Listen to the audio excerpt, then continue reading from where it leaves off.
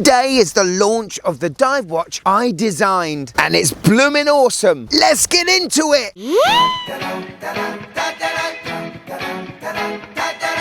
Yes, and welcome to the Madwatchcollector show. Today I thought I'd get a little bit close to the sea.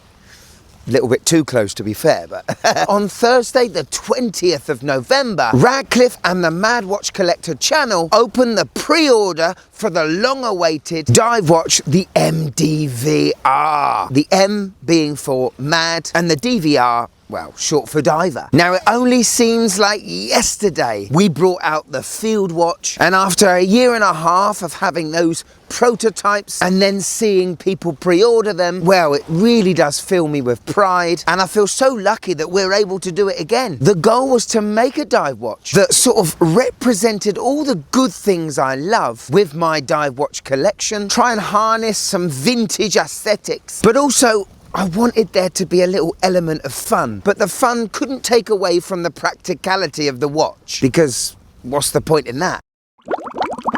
Now, at the time when the ideas were coming at me and we were in development, the year 1973 just kept coming at me. First of all, a very good friend, Josh at BQ Watches, who is into his military and vintage timepieces, sent me a declassified document of the Ministry of Defence's specifications of their Navy dive watches. One, it showed me just how involved the MOD was with Omega, as they were the ones currently making the watches. But two, the document was from 1973. At the time, I was re-watching a TV show called Life on Mars, when a policeman gets hit by a car, goes into a coma, and in his head thinks he's gone back in time to 1973. Now, the feature of the MDVR where you can change the markers from white to red is inspired by a James Bond film, Roger Moore's first one, Live and Let Die. That's my favourite Bond film, and that came out in, well, 1973. Not only that, but I'm a huge Beatles fan. My favourite post-Beatles song is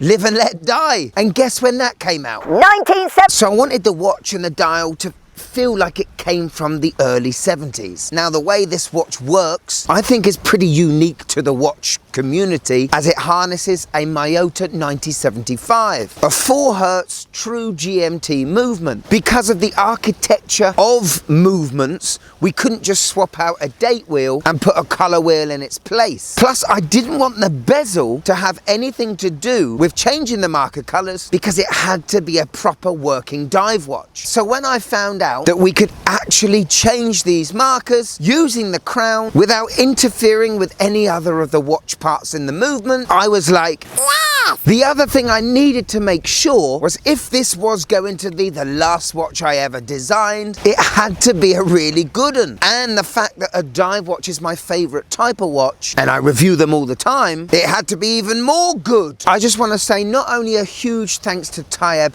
and the Radcliffe team, you have brought an absolutely phenomenal watch from drawings and ideas and made something that has really made me smile. I have absolutely no regrets.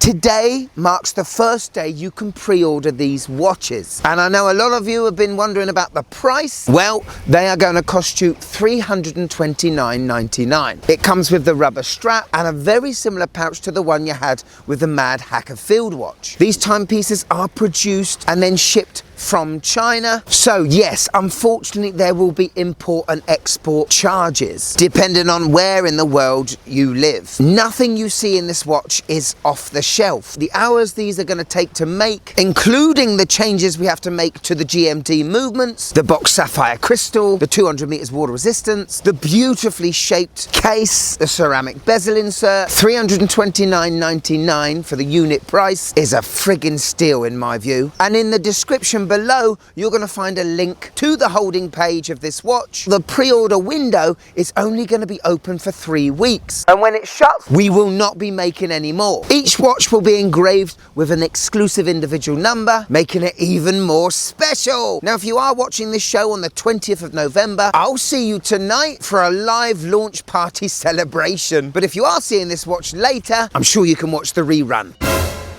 So here it is, my wife's opinion on the MDVR. I quite like this. It definitely resembles some of your favourite watches, I know that. The bubbles on the end of the strap are a bit weird. In my head, I thought it was going to be bigger. Not bad, not bad. And yes, she was talking about the watch and nothing else. And, you know, I think that's good enough for you lot to want to go get it, hey? Thank you so much to everyone that's watched till the end. A big thanks to our members and a huge thanks to our Patreons, especially these guys. They get me through a lot. And if you want to see a bit more about the MDVR and a more close-up view, why don't you check this one out? This is where it all happens, baby. Go on, click it. Go on, click it. It's getting really cold. Cool. Go on. It's really wet down here as well.